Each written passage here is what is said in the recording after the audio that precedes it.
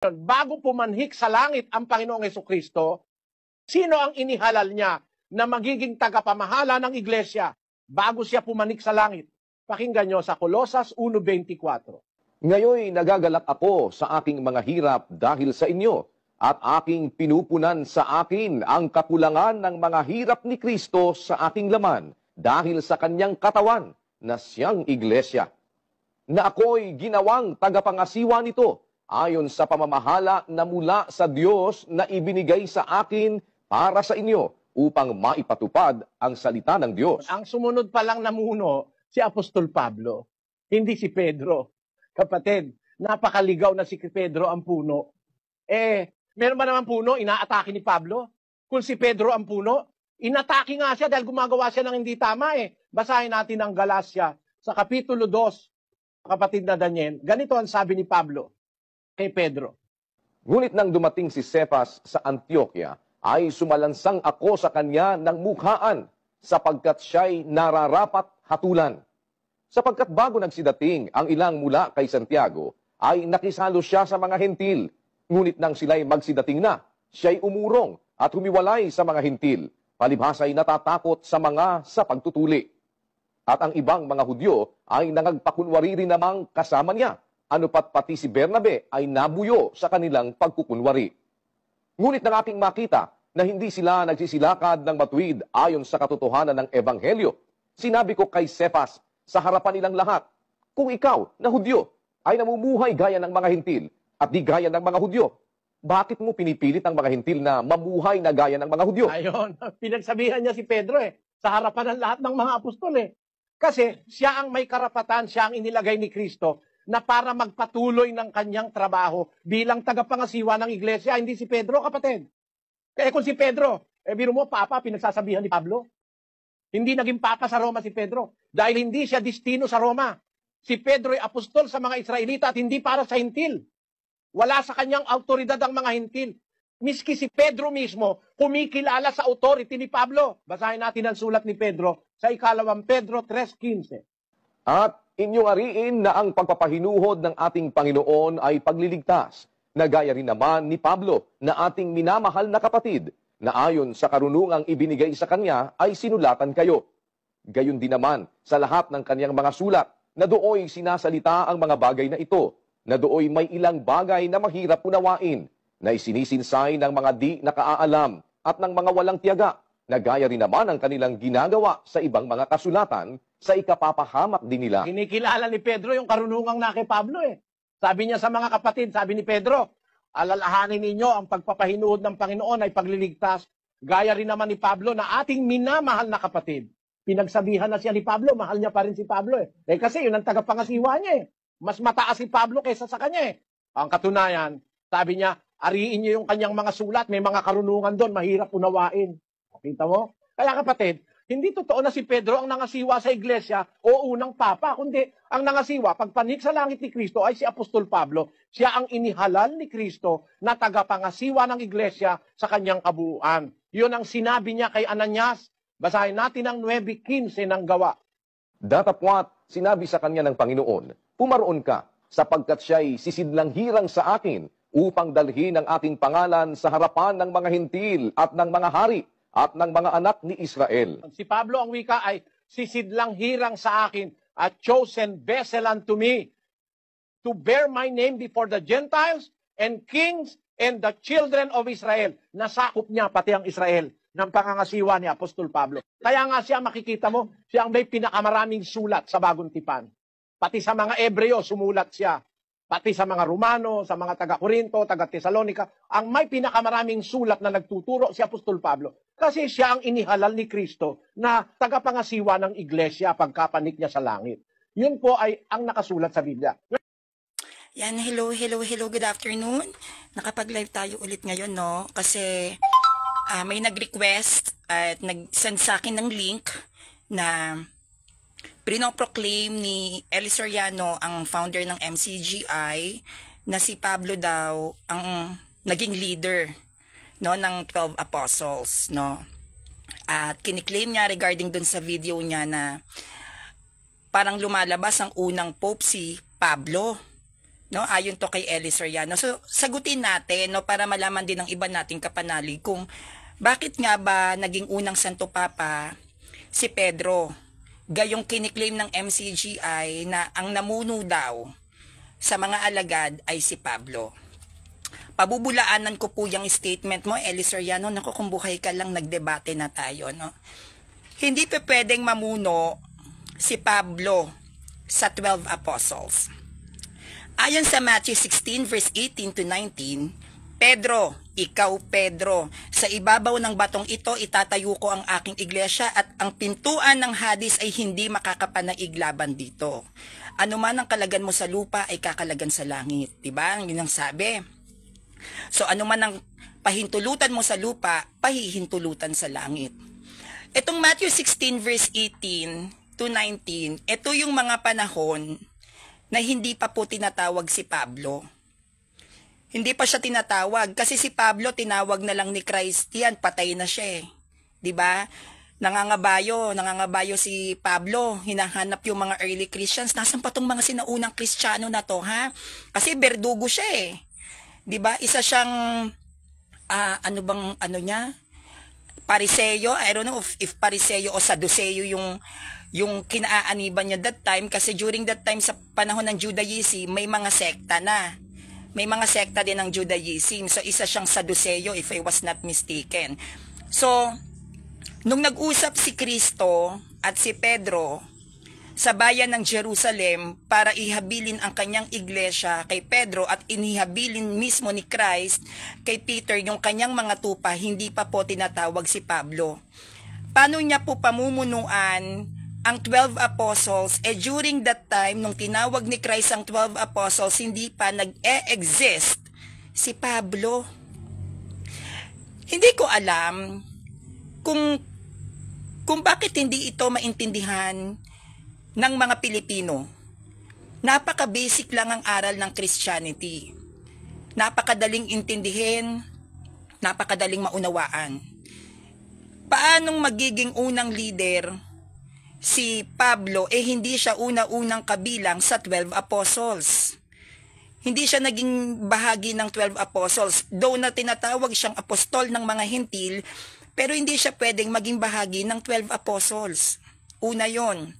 Pangalawa, nung namalakaya si Christ at tinawag ang 12 apostles, wala pa si Pablo noon. So paano rin siya magiging pinuno? Hindi naman siya kilala ng 12 apostles. Pangatlo, nung binigay ni Christ yung authority pagdating sa pamamahala ng simbahan, wala pa din si Pablo noon. Diba? Anong sabi niya kay Pedro? Pedro, Matthew 16 verse 19, ano man ang kalagan mo sa lupa ay kakalagan sa langit. Ano man ang pahintulutan mo sa lupa ay papahintulutan sa langit. So meaning to say, yung authority ng pamamahala sa iglesyang itatatag ni Christ ay ibinigay na kay Pedro. Paanong magiging si Pablo ang mamumuno sa 12 apostles ayon kay Ellie Soriano kung nagbigay na ng authority si Christ na pamahalaan ni San Pedro yung simbahan? Hindi ba? Kasi kung si Pablo sa kanya ipinamahala ang iglesia, gaya ng sabi ni Ellie Soriano, may video po ako niyan sa timeline ko, no? Kung sa kanya ipinamahala, ano yung magiging sense nang kinausap ni Christ si Pedro na kung ano ang kalagan mo sa langit, kakalagan sa lupa. Kung ano ang talian sa langit, tatalian mo sa lupa. Anong ibig sabihin nun? Nag-trip si Christ? Pinaglaruan lang si Pedro? Pinaasa? At maraming statement si Christ sa mga apostles na alagaan nyo ang aking mga tupa. At ano ba yung mga tupa na yon? Tayo yon. Kaya nga sila na malakaya sa iba't ibang bayan para puntahan yung mga Kristiyano at gawing Kristiyano yung mga bayan ng mga pagano.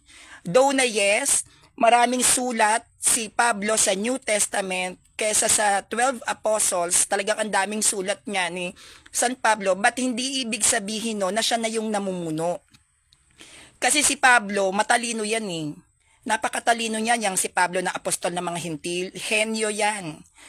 No, at dahil sa pagiging henyo niya, marami siyang nagawang sulat. Hindi katulad ng 12 apostles, hindi sila masyadong nakapagsulat kasi yung iba sa kanila illiterate. Though nakakapagsulat, yes, pero hindi sila ganon kadulubhasa kasi mga mangingisda sila eh. Hindi naman sila nakapag-aral. Unlike kay Pablo, mayaman yan eh. Nakapag-aral yan sa mga universidad. Hindi siya basta-bastang Hudyo. 'Di ba? Si Pablo kasi bagamat siya isang Hudyo, ang kanyang citizenship ay Romano. Kaya nakapasok ang mga apostles doon sa bayan ng Roma dahil sa impluwensya na meron kay Pablo. So si Pablo matalino talaga kasi si Pedro hindi yan marunong magbasa. Meron siyang translator. Kapag nagtuturo siya, hindi siya marunong magsulat. Ang translator niya si Silas. Yan siya yung nagka-translate. At merong naging disipulo si Pedro na kung saan sila yung nagsusulat para kay Pedro. Kumbaga yung aral mula kay Pedro na siyang isinulat ng mga naging disciples niya. Kaya hindi porkit maraming naging sulat si Pablo sa Bible, it means siya na yung humawak sa 12 apostles. Ang dami nagsasabi at nagagalingan kay Eli Soriano ng mga MCGI pero hindi muna kayo nag-background check. Unang-una, hindi naman Bible scholar si Eli Soriano. No? At hindi pa siya nakapagtapos ng high school. As far as I know, pag-graduate na siya ng high school si Eli Soriano pero hindi niya na pinagpatuloy. So, meaning to say, hindi niya na fully how can I say this? Hindi niya na fully acquired yung pag-graduate bilang isang high school. Hindi naman po yun high school graduate. Si Eli Soriano, magaling lang yan magsalita.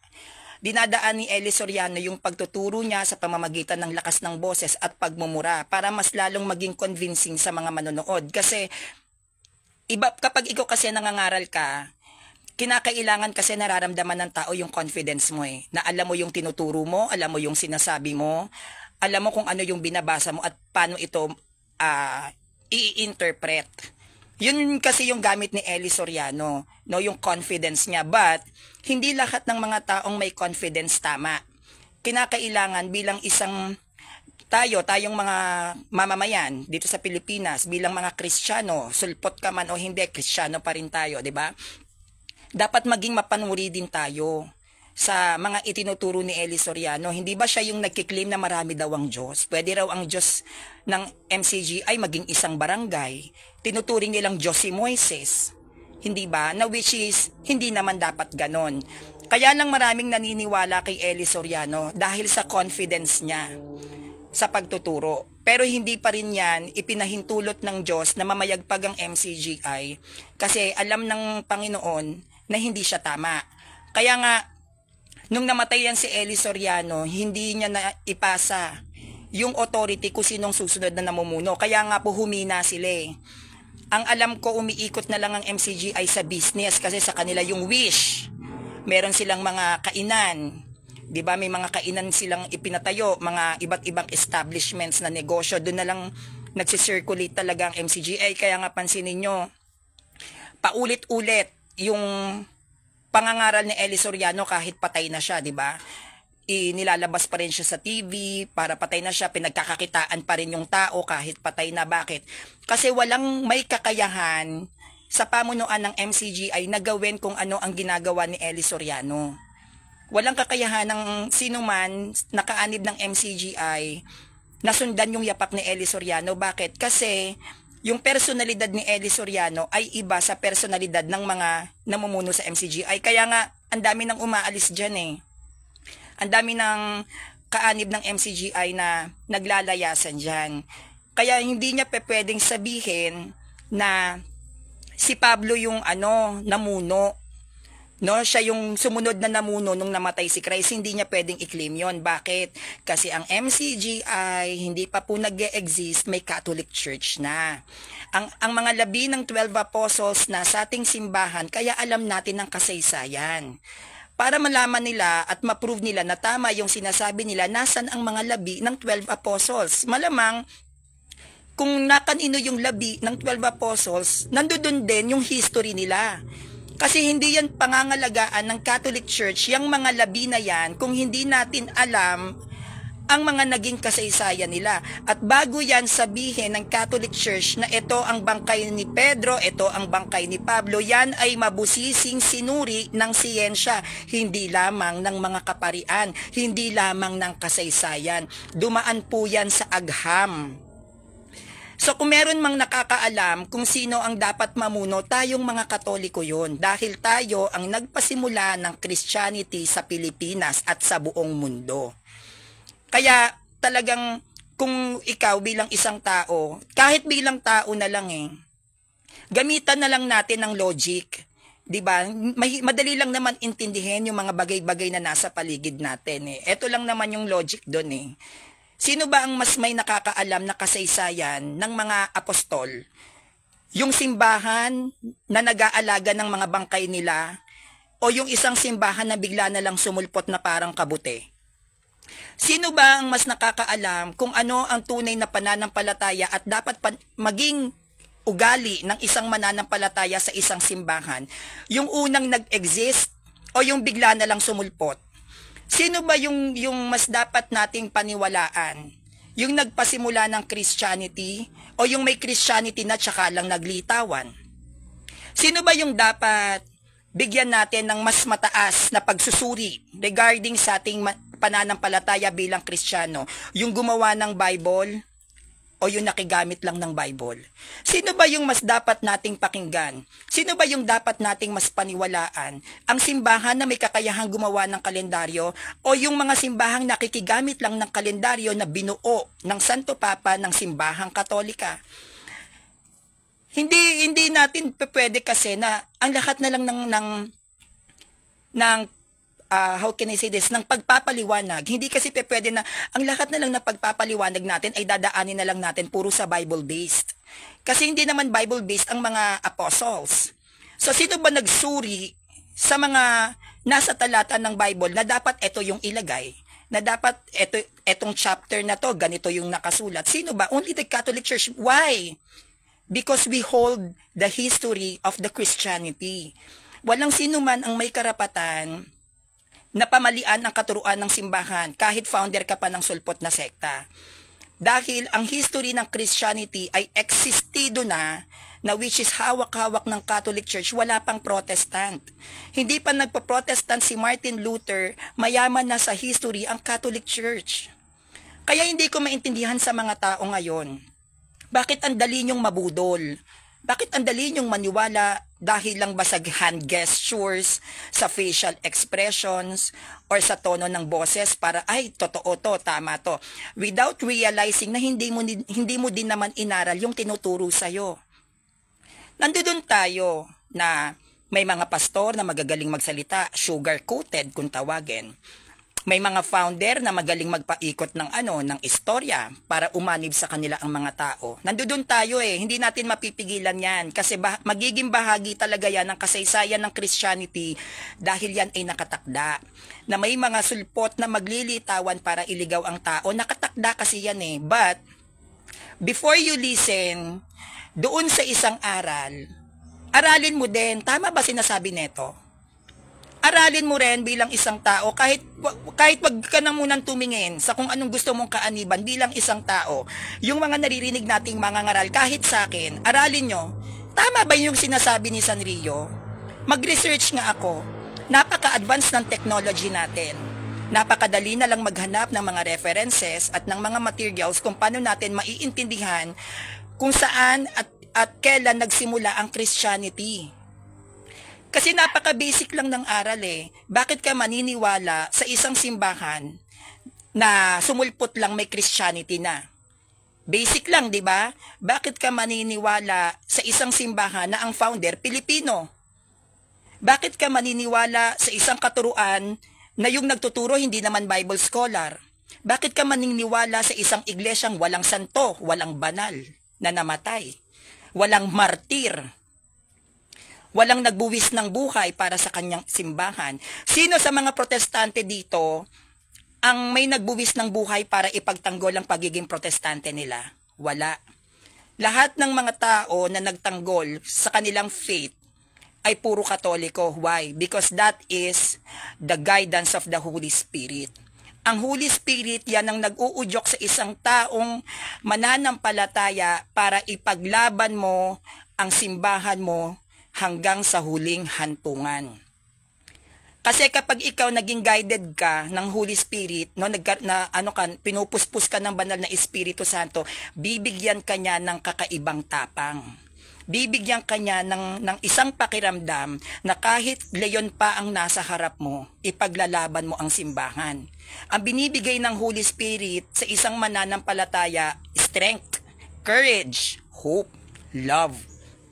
Ngayon, kung maniniwala kayo sa mga gaytong klaseng aral na si Pablo daw ang namuno ng 12 apostles, paano siya mamumuno? Magiging unfair si Christ. Gagamitan ko lang ng logic biglaan lang to kasi kakatapos ko lang din maglaba. Kung si Pablo ang namuno sa 12 apostles, sabi ni Eli Soriano, magiging unfair si Christ. Bakit? Bakit pa niya pinili ang 12 apostles? Bakit hindi niya inuna si Pablo? Kahit sa atin, di ba? Isipin natin, kunyari, 12 tayong pinili ni Kristo. Hindi ba kayo magdadamdam kapag ang magiging pinuno nyo ay magmumula pa sa bayan ng Hentil, tapos siya pa yung huli? At yung mamumuno pa sa 12 apostles, naging berdugo ng Christianity. Hindi yata alam ni Eli Soriano na bago matanggap ng mga sinaunang Kristiyano si Pablo, nakaranas yan ng pambubuli. Hindi yan basta-basta niyakap at hindi yan basta-basta pinaniwalaan. Paano mo siya paniniwalaan? Ang dami niyang pinatay na Kristiyano. Kahit din tayo di ba? Na halimbawa tayo, mga Kristiyano tayong lahat. Tapos yung mga kaibigan natin pinagpapatay ni Pablo.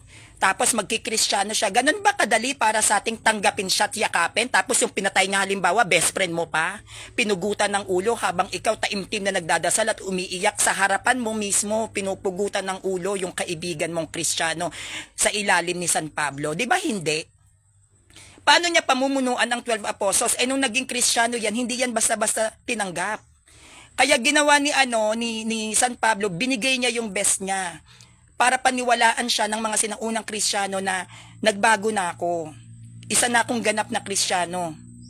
Kaya nga ang dami niyang sinulat Dahil unang-una nagkaroon niya ng guilty feelings. Siyempre kahit din naman ikaw bilang isang mananampalataya na kung halimbawa hindi ka pa Kristiyano, hindi ka pa Katoliko, ang dami mong pinugutan halimbawa ng ulo, tapos bigla mo marirealize mali yung ginawa mo. Yang si Pablo, habang nabubuhay yan, hindi nawala sa kanya yung pagsisisi. Siyempre, maiisip niya yan gabi-gabi na pinatay ko si ganito, kawawa naman. May isang Kristiyano akong pinapugutan ng ulo o pinatay sa pamamagitan ng bato. Kawawa naman at gabi-gabi siyang hinahunt ng konsensya niya. Gabi-gabi siyang inuusig ng konsensya niya na bakit ko ba ito nagawa? Bakit ngayon lang kita kasi nakilala Kristo? Bakit kasi ngayon mo lang ako tinawag? Kung noon mo pa ako tinawag, di sana niyo lang akong pinatay. Ganun ang pakiramdam ni ni Pablo. So paano niya papamunuan ng 12 apostles kung during that time, ang daming nang pinatay ni Pablo? Walang matinong tao na papayag na pamunuan ka ng isang berdugo. Walang matinong tao na papayag na hawakan mo ang mga sinaunang Kristiyano bilang ikaw ay si Pablo tapos pinagpapatay mo yung mga kaibigan ko. Hindi pwedeng ganon.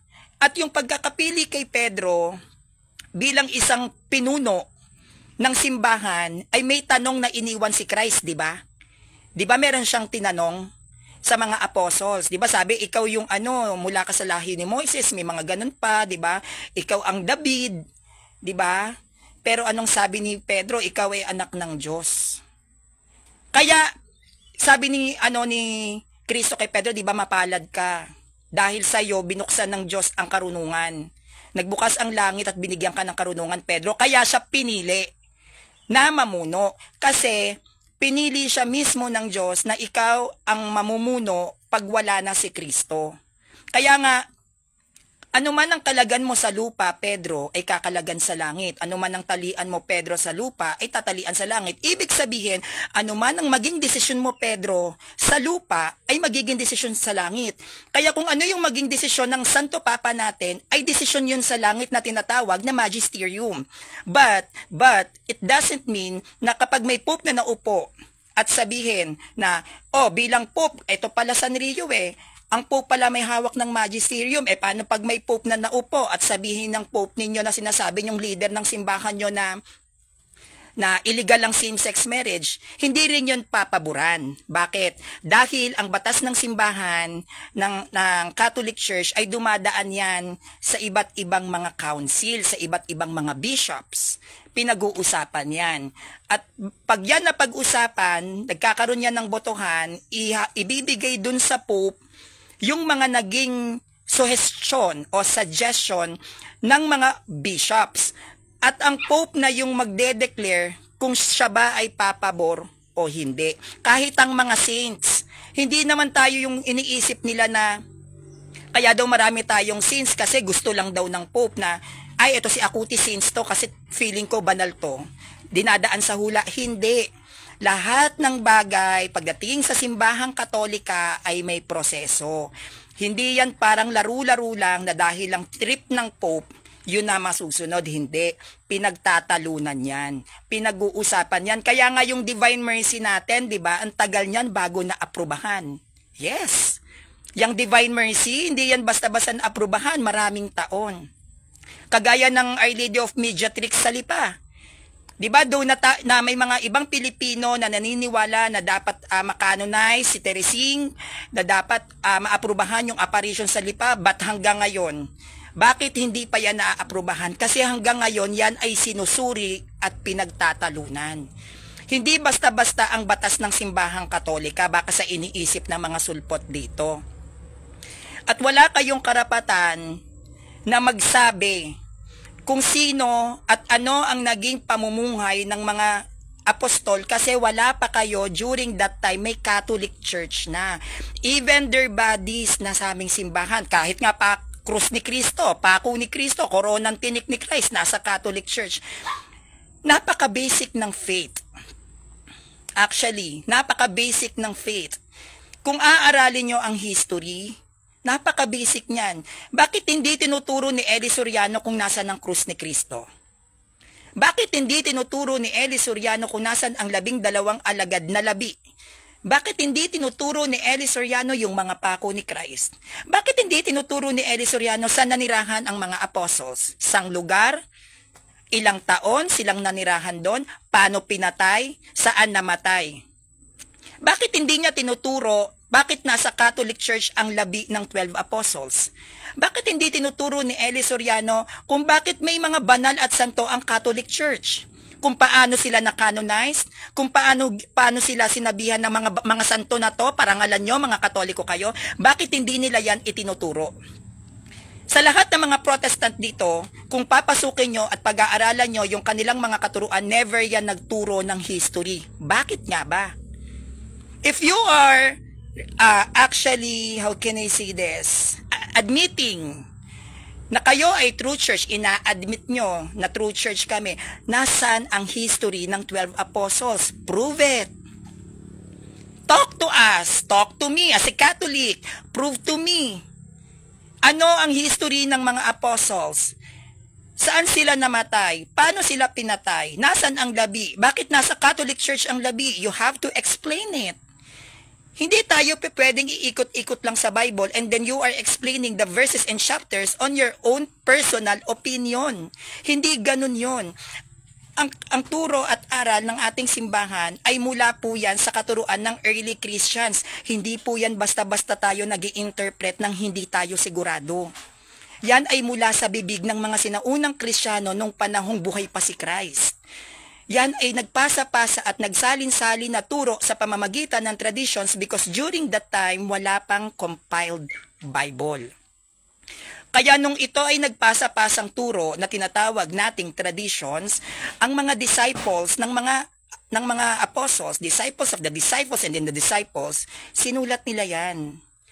Hanggang sa yan ay sinipi ng mga sinaunang Kristiyano ng Catholic Church. Now, if their teachings and statements, they are real and they are true, bakit hindi rin nila ituro who compiled the Bible? Saan nakuha yung mga sulatin, yung mga manuscript?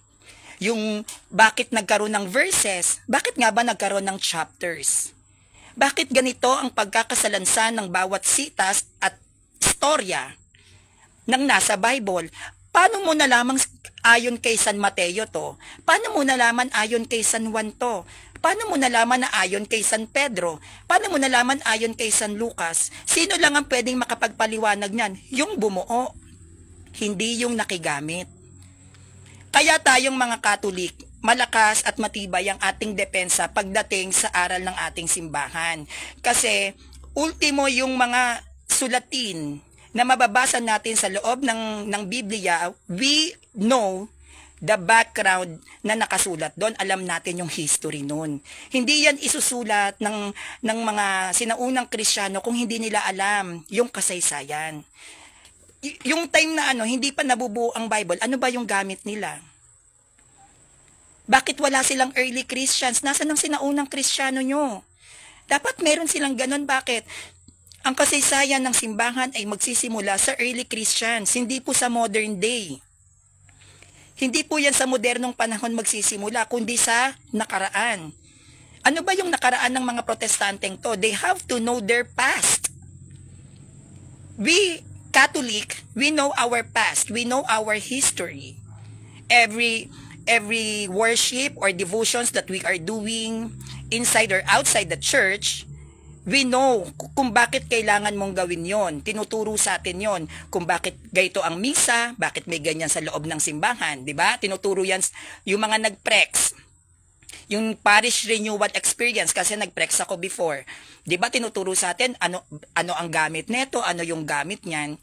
Tinuturo sa atin para maintindihan natin. Now, the question is, bakit hindi tinuturo ng mga Protestant na to yung history ng pagsamba? Sino ba ang unang sumamba bilang Kristiyano? Protestant ba? Sino ba ang unang sumamba kay Christ? Protestant ba? Sino ba unang nakakilala kay Christ? Protestant ba? Sino ba unang gumamit ng Bible? Protestant ba? Yung unang nabuo ang Bible, sino nag-declare na Bible ang pangalang Bible ang gagamitin ng mga mananampalatayang Kristiyano? Protestant ba? Napaka-basic kung iintindihin natin ang pagiging Katoliko natin. Napaka-basic kung paano natin yayakapin ang pananampalataya natin. Kaya nagtataka talaga ako, bakit may mga Pilipinong nabubudol? It is because for the job, it is because for the money or for the salary that you will get, na dahil ako, ministro ako, may sahod ako, may bahay ako, may kotse ako, dito ako kasi pinagkakakitaan ko. No, it's not always about the money. It's not always about the material things. Tandaan po natin, hindi natin madadala ang kayamanan sa hukay. Ang madadala natin sa hukay, kasalanan. At yung kasalanan na yan ang magbubulid sa atin sa apoy at nasa huli ang pagsisisi. Kahit ano pang pera meron ka ngayon, kahit ano pang rangya ng buhay mo, hindi mo yan madadala sa langit. Kapag tayong lahat ay namatay, ang madadala natin kasalanan na meron tayo. Yun lang ang pwede nating madala, yung kasalanan mo o yung kabanalan mo. At kapag yung kasalanan na yan ay nagpatuloy at bumigat ng bumigat hanggang sa huling hininga mo, yan ang pagbabayaran mo sa Diyos. Ngayon, siguro, hindi pa nila nararamdaman o hindi pa nare-realize ng mga Protestant na to yung hirap na pagdadaanan sa kabilang buhay. Kasi buhay ka pa di ba? Yung mga mararangyang buhay, ang iniisip lang niyan yung ngayon. Walang kahit sino man na tao na halimbawa ikaw buhay ka ngayon, marangya buhay mo, lalo na't sulpot ka, may isip mo ba yung kabilang buhay kung masagana buhay mo? Hindi. Ang naiisip lang niya, nag-e-enjoy ako, ang sarap ng buhay ko. But they don't even realize kung ano yung magiging kapalit niyan pag namatay ka. I am not degrading the Protestant beliefs. May mga Protestant kasi na yun ang kinagisnan. yun ang kinamulatan, yun ang kinalakihan. Sila, yung mga inborn Protestants, hindi ko sila biniblame. At hindi ko sinasabing wala silang salvation, they have. But, yung mga mangangaral na para lang gawing negosyo, ang Biblia natin, malaking kapananagutan yan sa Diyos. Tandaan nyo, ang pinakamabigat na kasalanan ay yung pumapatay ng kaluluwa. Di ba tayo iniisip natin, si Sanrio bakla to, sa impyerno to. O tong lalaking to, may kabit tong babae, impyerno to. Tong lalaking to, namatay nang hindi nagkukumpisal, impyerno to. Ang laswa magdamit, impyerno to. Pero mas mabigat doon, ang pumatay ka ng kaluluwa. Can you imagine how many souls ang ipinahamak nila dahil sa maling katuruan? Yon ang pinakamabigat na kasalanan. Ang ilabas mo ang isang tao sa simbahang Katolika. Hindi lang tumbling ang gagawin nyo sa impyerno, magpapagulong-gulong kayo doon. Kasi, ako naniniwala ako na tayong mga tao, may mga kahinaan, kapintasan, may bahong tinatago, hindi tayo perpekto at malinis. Naiintindihan ng Diyos yan. Naiintindihan niya ng God, but God gave us the sacrament of confession para maging malinis tayo, di ba? Makuha natin ulit yung grace na nagmumula sa Kanya. We have to go to confession. Kailangan natin bitawan yung mga bagay kung saan tayo nagkakasala. At least yon meron yung kaligtasan.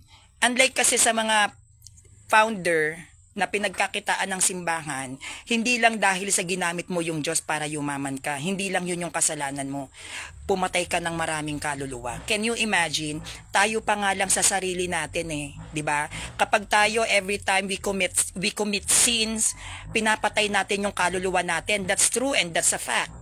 Pinapatay ko yung kaluluwa natin araw-araw pag hindi tayo nagko-confess. Di ba?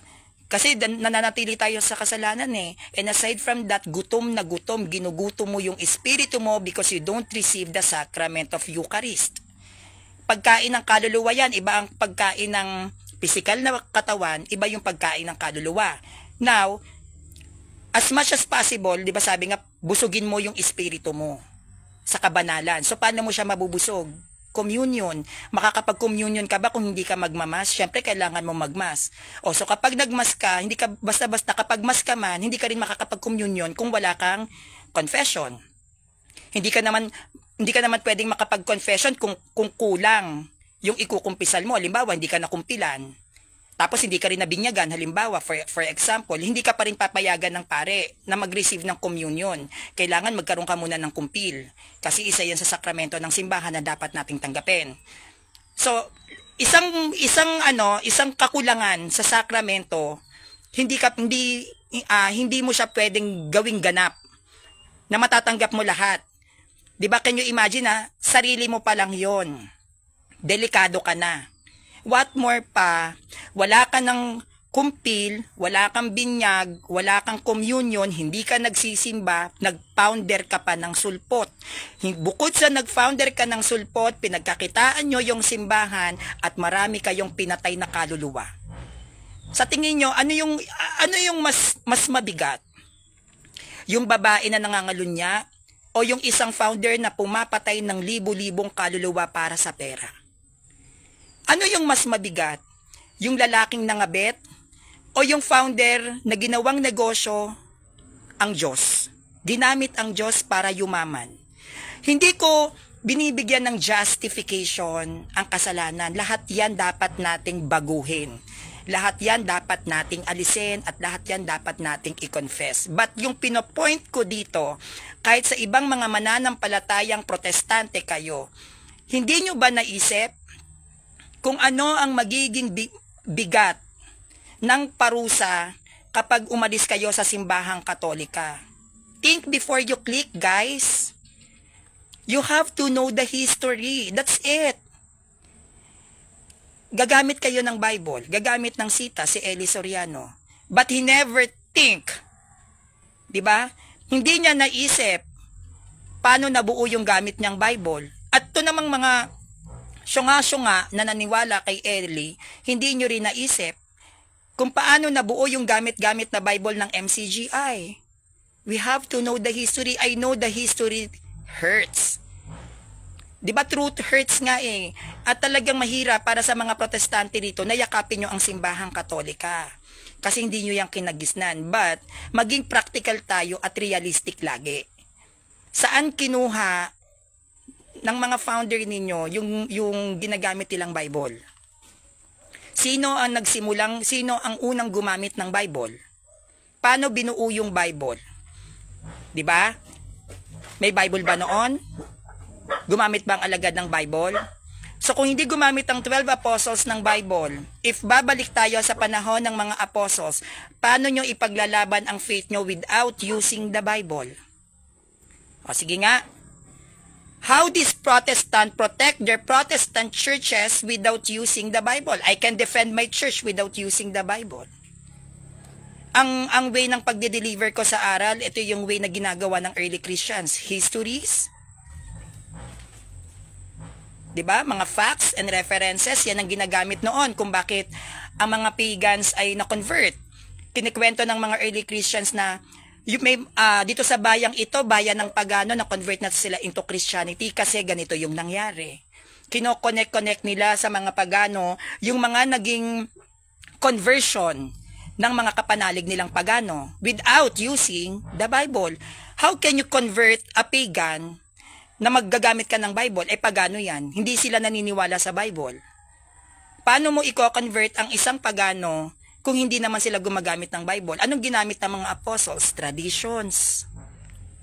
Hindi ka pwedeng, makakapag-convert ka ba ng halimbawa ng Muslim? Gagamitan mo ng Bible, may Quran yan. Pwede ba yon? Di ba hindi? So paano ba nakakapag-convert ang simbahang katolika sa mga Muslim? Through history. Nauna ang Catholic Church sa Muslim. Ikikwento ng isang magaling na Katoliko, isang magaling na CFD na nauna ang Catholic Church kasi ganito kayo binuo. Wala pa kayong Quran, may Catholic Church na. Hindi gumagamit ng sitas. Hindi mo pwedeng gamitan ng sitas, ng mga verses, ng mga bersikulo ang mga pagano. Hindi nga sila naniniwala sa Bible eh. Hindi nga sila naniniwala sa Christianity. So anong ginamit nila? Bukod sa traditions, sariling buhay. That's why the Catholic Church, we have martyrs, we have saints. Kaya nga 'di ba, the blood of the martyrs are the seeds of the church. They are the seeds of the Catholic Church. Bakit? Kailangan talagang may mamatay para may ma-convert. Like Father Nilo, 'di ba? Kaya naging matapang ang mga Katoliko sa nangyari kay Father Richmond Nilo. Paano? How Sanrio? Yung pinatay si Father Nilo, na-expose yung pakikipagdebate ni Father Nilo sa mga protestante. Nabuksan ang isip nating mga Katoliko, na sinundan pa ni Father Darwin Gitgano. Lalong naging masigasig at matapang ang mga kaanib ng simbahang Katolika dahil kay Father Darwin Gitgano. Bakit nag-trigger kay Father Darwin Gitgano? Sa ginawa din kasi sa kapwa pari niya na si Father Richmond Nilo. Nagkaroon ng bunga, di ba? Yung kamatayan ni Father Nilo, do malungkot at masakit sa atin, na yung biglaang pagpanaw niya sa hindi pa makatarungang pamamaraan. Pero yung kanyang dugo ay nagkaroon ng bunga. Yun yung seeds. Ano yung seeds na yun? Yun yung binhi na ibinigay ni Father Richmond sa atin sa pamamagitan ng kanyang dugo ang nagbukas sa ating mga Katoliko na hindi na tayo dapat manahimik. At dahil sa kamatayan ni Father Nilo, maraming mga Katoliko ang napwersang mag-aral. At ito ay sa pangunguna na rin na isa sa magaling nating paring debatista na si Father Darwin Gitgano. At dahil sa pagsisikap at pagiging masigasig ni Father Darwin sa kanyang pagtuturo at pakikipagtalastasan sa mga protestante, nagbunga yan ng maraming Katolikong depensor. At isa na rin ako doon. Hindi ba? Ganon yung faith. Hindi yung sang mababasa. O sige. Eli Soriano using a Bible because they are Bible alone. Okay. Ina-admit natin yan, Bible alone, protestante. But, sino ang nagpakamartir sa MCGI? Are they willing to die for their faith? Ang nangyayari lang naman kasing sa kanilang karahasan dahil lang naman sa pamemerson ni Eli Soriano Kaya talaga nagkakaroon sila minsan ng mga pisikalan o talaga nagkakaroon sila ng ratratan, buhay sa buhay, buwisan sila ng buhay. It's not because for God. It's because kung paano sila magbitaw ng statement. At unlike sa ating mga Katoliko kasi, namamatay sila kasi gusto nilang buksan ang isip ng mga hindi Katoliko na ito yung tunay na simbahan. Wake up! Diba? Parang gising. Hello! Hanggang kailan kayo matutulog? Hanggang kailan kayo matutulog sa isang pag-aaral na hindi naman totoo? Hanggang kailan kayo mananaginip ng gising? Wake up! Open your eyes, open your ears, gisingin ang mga senses. Research the history. Kahit wag na nating wag na sabihin because for the Catholic Church, no, history of Christianity para patas. That these Protestants, they are claiming that they are Christians, and we Catholic that we are claiming Christians. So search the history of Christianity. Sa nagsimula, paano nagpatuloy? I-research nyo si St. Peter. Bakit naging first pope to ng Catholic Church? Imposible, sinungaling na aral. But how? Matuto tayong mag-aral, wag tayong maniniwala sa mga nagtuturo sa atin na hindi din naman tayo sigurado kung tama yung tinuturo niya. Kailangan gumising na tayo. Can you imagine, Eli Soriano, nagtuturo, ang leader? Siya yung sumunod na leader after Christ? Really? Nauna ang 12 apostles kay Pablo. Diba? Nauna ang mga apostles kay Paul sa pagtuturo. Ang dami nga niyang pinatay Tapos patay na si Christ. Patay na si Christ nung tinawag si Paul. So paano siya sasabihan ni Christ na, "Oy Paul, leader ka. Patay na ako, ikaw na next." Ganun ba? No. Nagbigay si Christ ng authority pagdating sa pamamahala ng simbahan, buhay pa siya. Kailangan may physical contact kayo. Kasi paano ka paniniwalaan ng mga kasama mo kung hindi nila nakita at narinig na ikaw yung binigyan ng authority ni Christ? Halimbawa kayo, maniniwala ba kayo kung ako tatayo si Paul, then you are the 12 apostles? Sasabihin ko sa inyo, na naginip ako, sabi ni Christ, ako yung leader nyo. Maniniwala ba kayo? Di ba hindi? San kayo maniniwala? Yung nakikita ng mata. Visual creatures ang tao di ba? To see is to believe tayo. So, syempre, para maniwala ka na itong taong to, ang siyang piniling leader, dapat nakikita mo at naririnig mo. At mismong dapat si Kristo ang magsasabi. Don't you think nung sinabi ni Christ yan kay Peter na, "O Pedro, ano man ang kalagan mo sa lupa, kakalagan sa langit. Ano man ang talian mo sa lupa, tatalian sa langit." Don't you think na hindi niya yan sinabi ni Christ sa kanyang mga apostles na, mga alagad, ano man ang talian ni Pedro sa lupa, tatalian sa langit. Ano man ang kalagan ni Pedro sa lupa, kakalagan sa langit. Ano man ang desisyon ni Pedro sa lupa ay magiging desisyon sa langit. Hindi niya ba sinabi yun? Syempre sinabi niya yun. Kaya yung mga apostles, they know that their leader is Peter. How come nasasabi ni Eli Soriano si Paul? Si Paul tinawag, patay na si Christ. Nasa langit na paano niyang i-interpret? Bababa ulit si Christ? Makikipagchikahan? Oy kayo mga apostles, kung 12 ang leader ninyo si Paul. Chika-chika lang tayo saglit. Hindi ganun yon. Hindi pa pwedeng baliin ni Christ yung isang pangako para sa isang tao. Hindi niya pwedeng suwayin yung kanyang sariling utos. Pag sinabi ni Christ na ikaw, Pedro, kung anong desisyon mo sa lupa, ay magiging desisyon sa langit, yun ang magaganap, yun ang masusunod, yun ang mangyayari. Kung gagawin natin sa millennial term na sinabi ni Christ kay Peter na, "Pedro, ano man ang kalagan mo dito sa lupa, sa simbahang nandito, yun ang kakalagan sa kaharian na nasa langit. Ano mang kaharian dito sa lupa na siyang iniwan ko para sa inyo, yun din ang magiging batas sa kaharian sa langit." That is the authority, na which is ang turo ng ating simbahan, yan ay tinatawag nating magisterium. They have to know that. Dapat alam nila yan. And they believe that these Protestants, they are true church. And they are just actually existed During that time na may Christianity na, saan mababasa sa Bible? Na mag-exist ang simbahan ni Christ, existed na yung Christianity. Sige nga, meron ba tayong mababasa sa Bible na i-convert mo ang Kristiyano at gawing Kristiyano? Meron ba tayong mababasa sa Bible na may Kristiyano na, may sisibol na bagong simbahan, sila yung totoong Kristiyano? Paano magiging totoong Kristiyano ang mga yan? May Christianity ng nakatatag.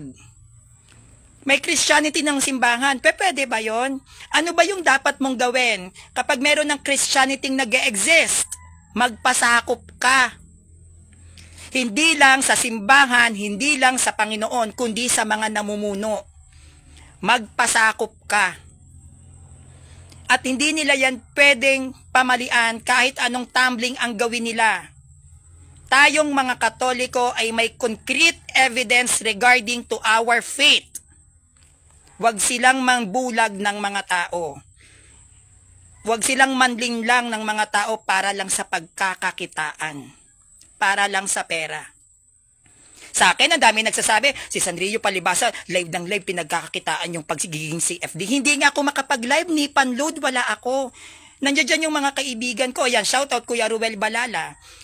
Na, o Sanrio, pag gusto mo mag-live, lumapit ka sa akin, ha, loloadan kita. Hindi ako kahit papaano lumalapit, nahihiya ako. Because as a CFD, as a defender of the Catholic Church, content creator, and a vlogger, it is my responsibility na tugunan yung pangangailangan kong pangangailangan personal ko at sa ginagawa ko para sa simbahan. Hindi ko pwede yung iasa na lang dahil kaibigan ko sila kasi nakakahiya. Kaya yung sinasabi nila sa akin, mayaman ako, ang dami kong pera, lalo na't ang hirap ng buhay sa Pilipinas, nagkakamali sila doon, wala akong sinasahod dito. Facebook account ko, YouTube channel ko, wala akong sinasahod dyan. Wala akong sinasahod dyan. Hindi ba? Tayong mga tao, may mga personal tayong pangangailangan. Tayong mga tao, bilang mga Katoliko, meron din tayong gampaning personal sa buhay na labas ang simbahan. Kaya tayong mga Katoliko dito, di ba, na hindi tayo pwede na iasa na lang kung kani-kanino kasi hindi rin naman natin alam kung ano yung magiging impact nun sa mga tao na magbibigay sa'yo, natutulong sa'yo, hindi ba? Kaya lagi nating tatandaan, mga kapanalig, kung ano man ang tinuturo ng mga sulpot na founder, huwag niyong basta-basta paniniwalaan. Matuto kayong mag-research, mag-aral, matuto kayong aralin yung stand nila. Mag-research kayo. Si Pablo nga ba yung ano? Si Pablo nga ba yung talagang tinawag ni Christ? Siya ba talaga yung sumunod na leader? Kasi ano lang logic. Gumamit ba ako ng sitas? Hindi. 'Di ba? Logic lang. 12 apostles. Sabihin, let's say, sabi ni Eli Soriano, hindi leader. Si Pedro. Now, if we are one of the 12 apostles, at si Pablo yung sinasabi niya, maniniwala ba kayo na sasabihin lang sa atin ni Pablo verbally na, oy, ako ang tinawag ni Kristo, ako yung magiging leader. Kasi nanaginip ako, nagpakita siya sa pangitain ko. Tapos yung tatayo sa harapan mo, mamamatay, Kristiyano pa. Maniniwala kayo doon? Ano yung mas paniniwalaan nyo? Yung nakipag-usap si Kristo kay Pedro, na Pedro, ano man ang kalagan mo sa langit, kakalagan sa lupa. Na which is narinig at alam ng mga apostles. Na sinabi ni Christ yan kay Peter, na Peter, kung anong desisyon mo sa lupa, o kung anong desisyon mo sa simbahan sa lupa, ganun ang desisyon din sa langit. Narinig nila, nakita, o yung si Pablo na tinawag na lang patay na si Christ.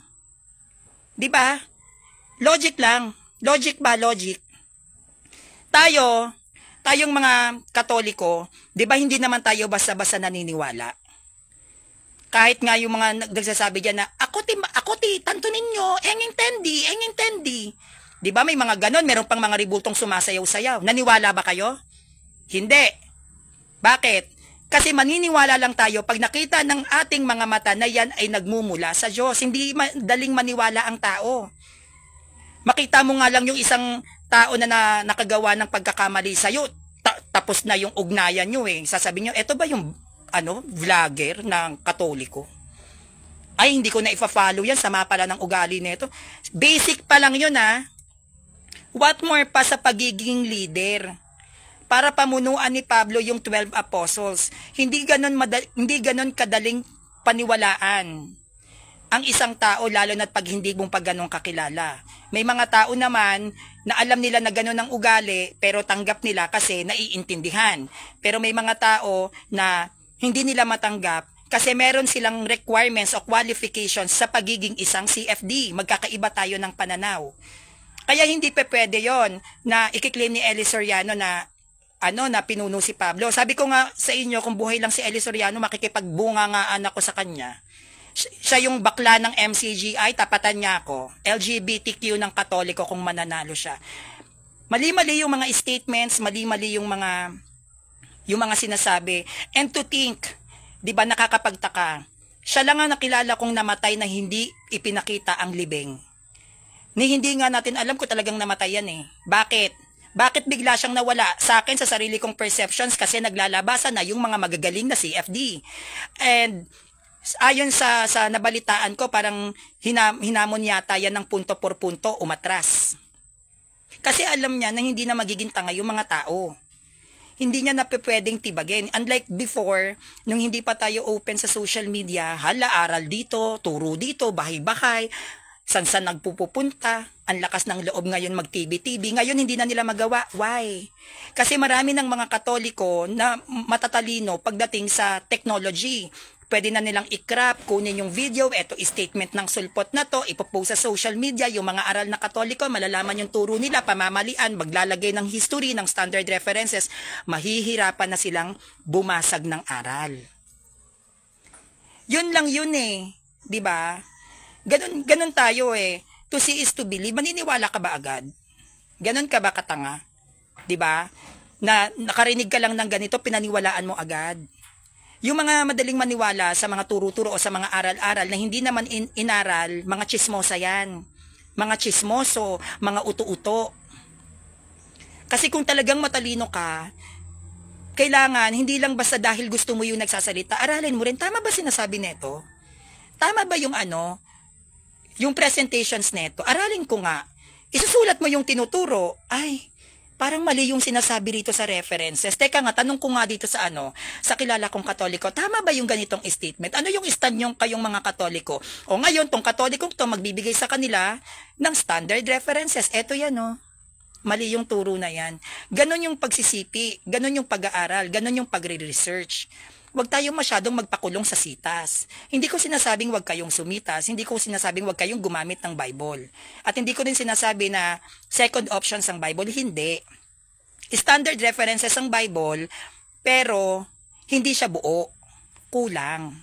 Kasi ang nagsipi ng Biblia, bagamat they are guided by the Holy Spirit, ay tao. Hindi lahat ng mga katuruan o aral ay nakuha ng ating simbahan. Hindi yan buo. Maraming turo si Christ na hindi na ilagay sa Bible, kaya tayo gumagamit ng history. Kasi kung ikaw iikot ka lang sa Bible, dun lang din iikot yung faith mo. Magiging limitado ka. Paano yan? Wala namang mababasa sa Bible na dapat gumawa ng Bible. O, di ba? Paano yan? Wala namang sinasabi sa Bible na dapat gumamit kayo ng kalendaryo. At dapat Gregorian calendar ang pangalan. Hindi po ba? Kung gagawin natin lahat ay dapat maging literal understanding pagdating sa Bible, magiging limited yung understanding mo because Bible has a limited scriptures. Limitado yung mga sulat ng mga yan, hindi yan buo. Kaya dapat yung mga basic na sinasabi ko sa inyo, yung mga paano ko ba sasabihin? Yung mga simple na inilalahad ko sa inyo pag nagla-live ako, sana wag niyo yun kakalimutan. Kasi ang faith natin ay hindi po nakakulong sa Bible. Kailangan din natin gumamit ng logic. Kailangan natin dyan gumamit ng history. Kailangan natin dyan gumamit ng, kailangan din natin gumamit ng self-interpretations para maintindihan din natin, but we have to be careful dun kung paano natin i-interpret. Yes, mahirap mag-aral, lalo na't kapag religious, ang hirap niyan and very sensitive, pero ganun pa man, hindi naman natin kailangan maging parang mala Bible scholar. Kahit sa mga simpleng katuruan lang, dapat alam natin yon. Kahit yung mga simpleng history lang, dapat alam natin yon. 'Di ba?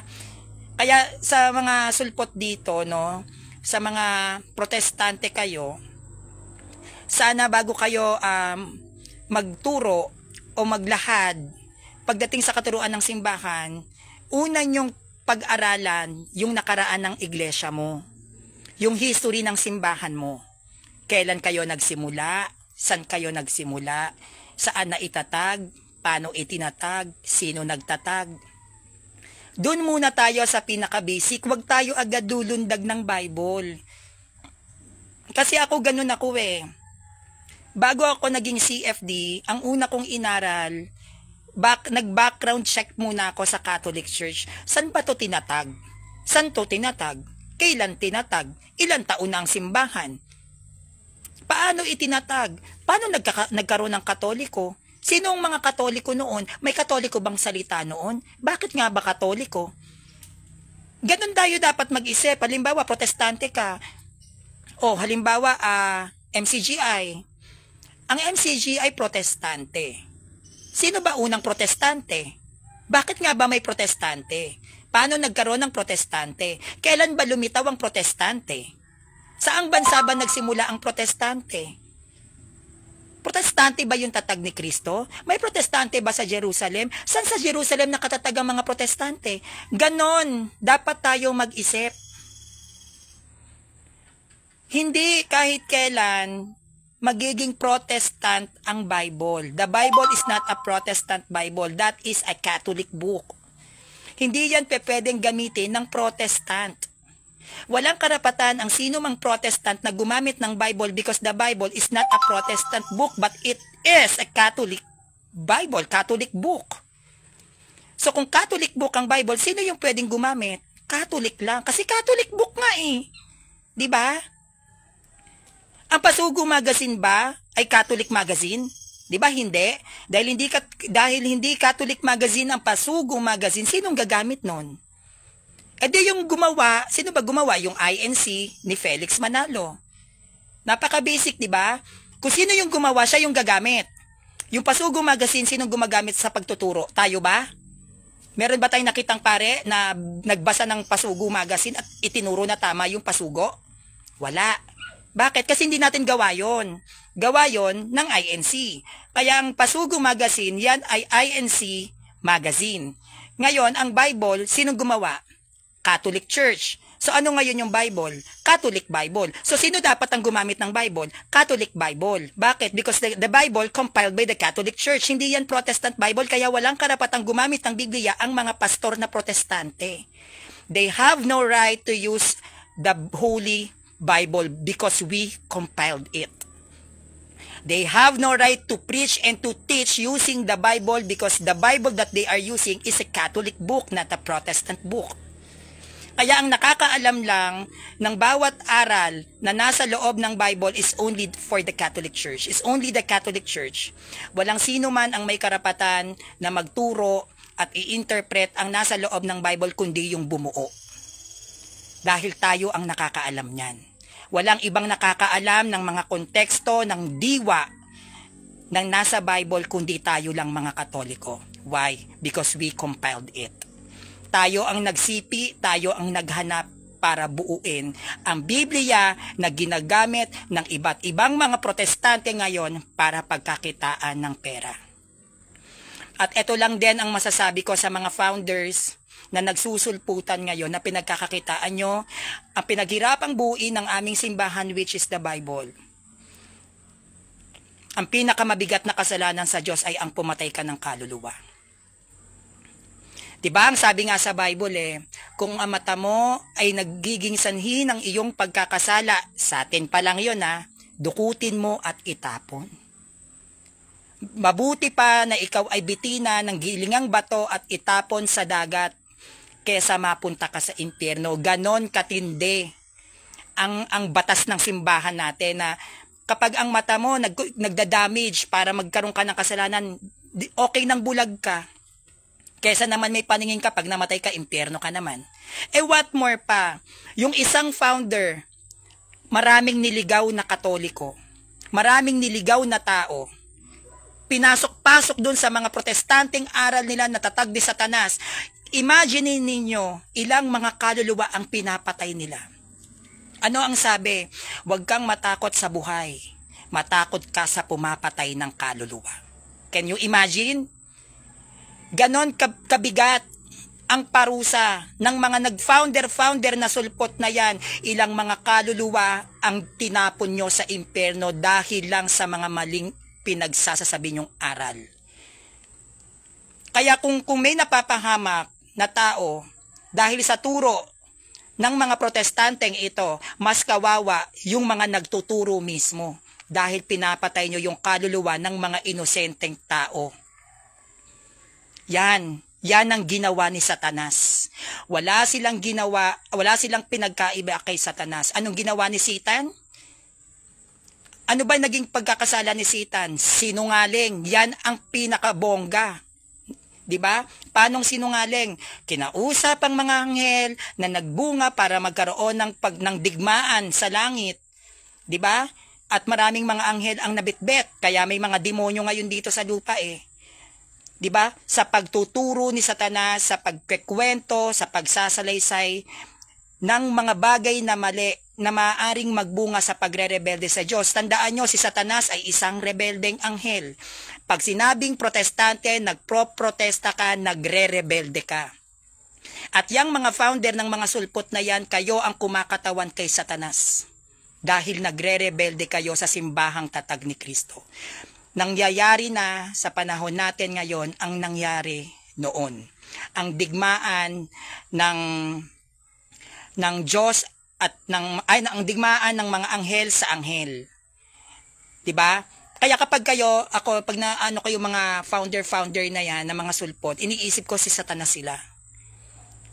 Si Satanas sila, wala silang pinagkaiba kay Satanas na nagtuturo, umaakit sa pamamagitan ng pagsasalita, mandaraya, nandadaya.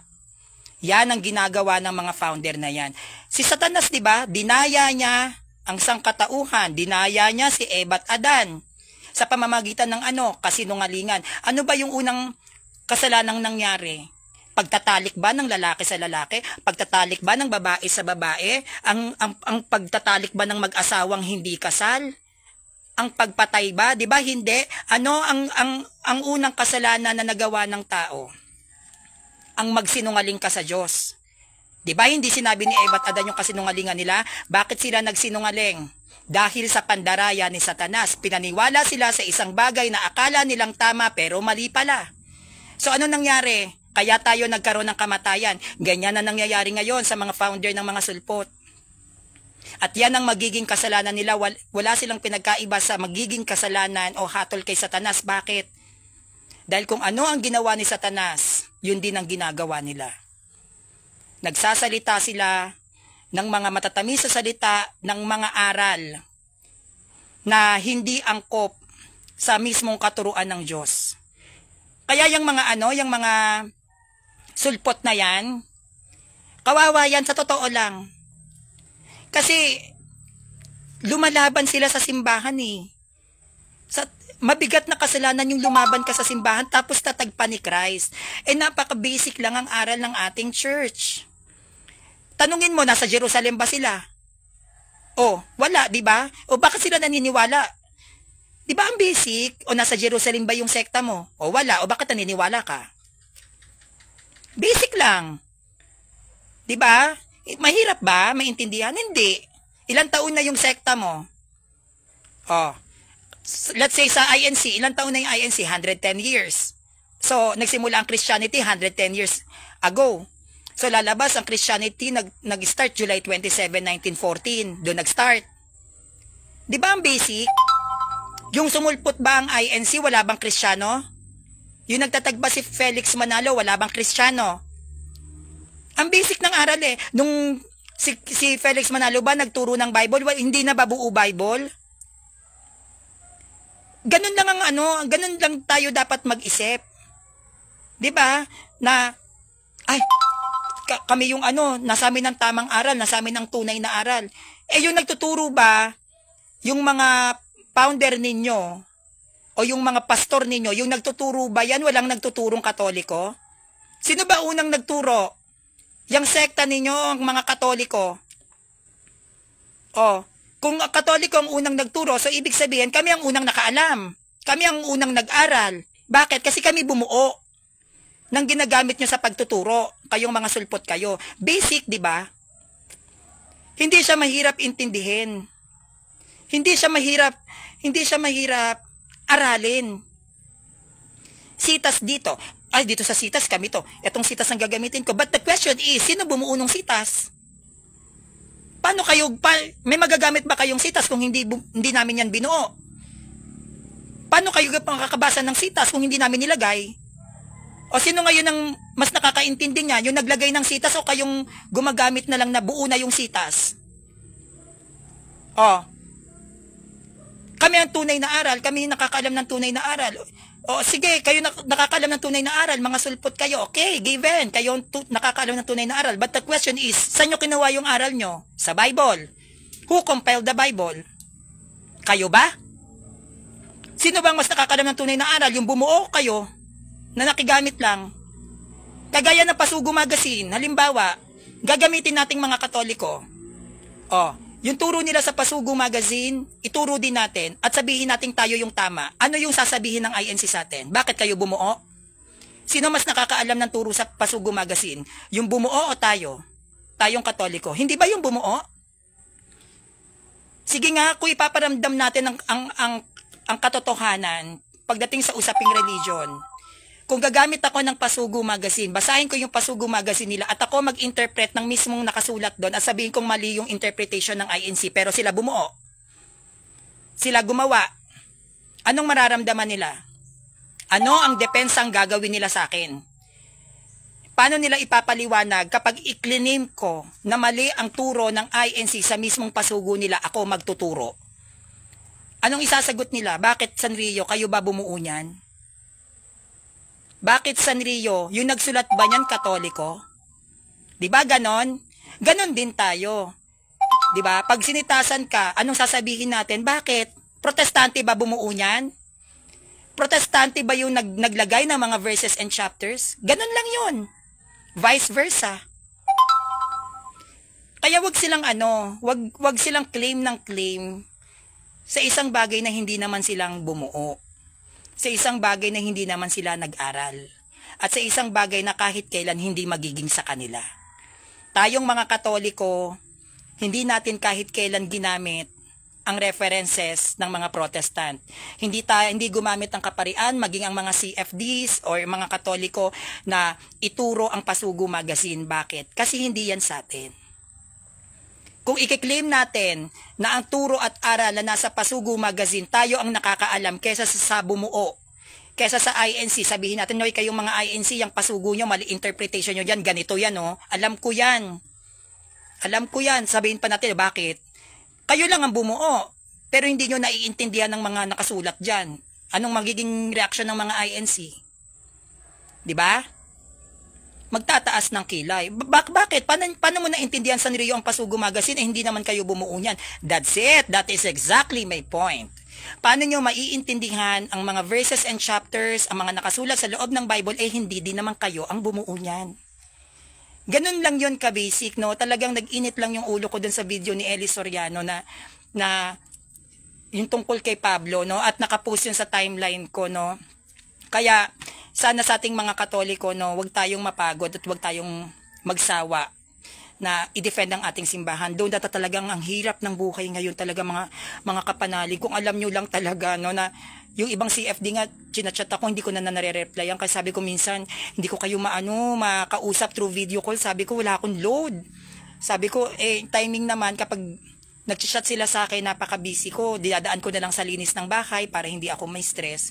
Pero ang sabi ko kay Lord, kung pagsubok man to sa akin, hindi ko susukuan pa rin yung pagiging defender ko. Siyempre, ando doon ako sa marami rin kahit papaanong nakikinig at nanonood sa akin. Pero hindi ko bibitawan ng pagiging CFD ko. Hindi po pera ang magiging dahilan para mabawasan yung panahon ko sa pagtuturo sa inyo. Hindi kahit kailan po magiging hadlang ang pera sa akin. Ang lagi kong sinasabi kay Lord, katulad kanina nag-online mass ako, Lord, okay lang sa akin na wag mo akong bigyan ng kakainin. Wag lang akong dadating sa point na hindi ako makakapagbayad ng mga bills ko. Siyempre nangungupahan ako, tubig, kuryente. Sabi ko, pero kung sa pagkain, Lord, kahit wag mo akong pakainin, basta wag mo lang akong bibigyan ng masyadong mabigat na trials na hindi ko kaya. Kasi sabi ko, hindi ko mapagsasabay yung pag-aaral at pagtatanggol sa'yo. Sabi ko, dahan-dahan lang Lord Kaya ganun ang sinasabi ko din sa ibang mga kaibigan ko na Sanrio, live ka na, Sanrio, mag-ano ka na, mag-presentations ka na, may nabasa ka, may nakita kaming video, bigyan mo ng justice. Sabi ko, nasa panahon, sabi ko, baka hindi pa siya ngayon. Pero naka-save sa akin yung mga videos. Then, ang ginagawa ko, naka-save sa akin, ipopost ko muna sa Facebook ko, tapos kapag kaya kong mag-live o meron akong extra na nakuhang pera at nakapagpa-load ako yan at saka ko siya ipinapaliwanag. Kaya sinasabi ko sa kanila, intayin nyo lang ako makapag-live. Bibigyan ko ng explanation yan sa inyo kasi napakahalaga kasi din sa akin, lalo na bilang isang CFD, yung mga kabataan na hilaw na nagtatanong sa akin kasi sila talaga yung puntirya ko yung mga hilaw na hindi masyadong maintindihan yung aral, na umaasa kahit papano na mabigyan ko sila ng sapat na sagot doon sa mga tinatanong nila sa akin. Kaya lang minsan kasi hindi ko sila nasasagot talaga. Una, sa mga iba pang mga nagchat-chat sa akin, ang dami talagang nagtatanong or minsan busy talaga ako, hindi ko kaagad sila nabibigyan ng reply. Pero sinasabi ko sa kanila lahat at sa mga nagchat-chat din sa akin na hindi ko man kayo ma-replyan agad-agad o hindi ko talaga kayo ma-replyan yung mga link videos na pinapasa nyo sa akin regarding sa stand ng mga Protestant na katabi sa akin at nakaipon po siya. Syempre, kapag nag-live ka, hindi naman pwede na basta-basta ka na lang magla-live. Syempre, kailangan prepared ka pa din. Katulad ko ngayon, kakatapos ko lang maglaba, bigla na lang, lumabas na lang ako, tapos nagbigay na lang ako ng sagot doon sa video nga ni Eli Soriano. Pero sa totoo lang, kapag ako talaga ay nagla-live, gusto ko talaga pulido siya. Pero dahil syempre, iba na yung panahon ngayon talaga, lalo na't ang gulo pa ng government natin, ang hirap ng buhay. So, nag-aano na lang ako sa inyo, pinapaliwanag ko na lang yung mga napapanood ko ayon sa statement ng mga Protestant, dun sa pinakamababaw na lang. Kasi kung magsisitas ako at magtatalata, gagahol ako ng oras para pag mag-aral ulit, para pag-aralan, syempre magsusulat ka pa. Pag nagsulat ka, hindi naman pwedeng after mo magsulat, explain ka kaagad. Syempre, magbabackread ka ulit kung ano yung mga naintindihan mo dun sa sinulat mo, tsaka mo siya ilalive. Hindi po siya ganun kadali, Pero, ibibigay ko yung buong makakaya ko para mabigyan linaw yung mga statement ng mga Protestant. Tsaka ang pagiging CFD ko, ginagawa ko lang to para magkaroon kayo ng lakas ng loob, ng tapang, at mabigyan din inyo na tayong mga Katoliko ay hindi fake. Our faith is not fake. Our God is not fake. Our doctrines is not fake. We are the true church. At yun yung pilit kong itinatanim sa mga isip nyo, sa mga puso ninyo, na anuman ang sabihin ng mga sulpot sa inyo, kahit sa pinakamatamis na salita pa, hindi kayo maniniwala. Kaya binibigyan ko po talaga lagi yan ng diin, na kahit na ano pang matatamis sa salita ang gawin nila sa atin, hindi tayo maniniwala because we all know that the Catholic Church was founded by Jesus Christ and that is the true church. So yun lang po, maraming salamat mga kapanalig, mukhang uulan po yata, At mag-aakas ako ng mga sinampay kong higaan. So pagpalain kayo lagi ng Panginoon and please don't forget to subscribe on my YouTube channel, Sanrio TV. Bye-bye! God bless you!